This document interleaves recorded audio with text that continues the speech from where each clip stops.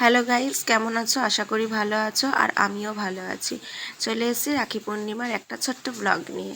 প্রত্যেকটা দাদাকে আমি রাখি পরিয়ে নিলাম। একটা কথাই বলবো, এই যে আমার দাদাদের তোমরা দেখছো, এরা কিন্তু কেউই আমার রক্তের সম্পর্কের দাদা না। এদেরকে আমি ছোটোবেলা থেকে কখনোই পরাইনি। যাদেরকে ছোটোবেলা থেকে পরিয়েছি তারা কেউই আজকাল আর কেউ রাখি পরে না, কেউ ফোন করলে ফোন ধরে না, ইগনোর করে, অনেকে পড়তে চায়ও না। তো যাই হোক, এই দাদাদের আমি 3 থেকে 4 বছর হয়েছে পড়িয়েছি। এদেরকে আমি সব সময় সব কিছুতে পাই, ভালো সময় খারাপ সময় সব কিছুতে। আর এই দাদাদের আমি কোথা থেকে পেয়েছি?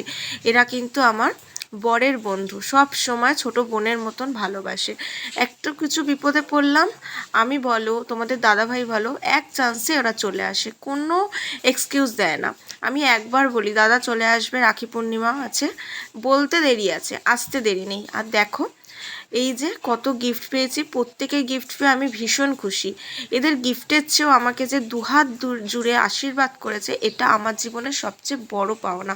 আমি এই দাদাদের ভালোবাসা সারা জীবন পেতে চাই, আর আগামী জীবনেও এদেরকে আমি দাদা হিসাবেই পেতে চাই।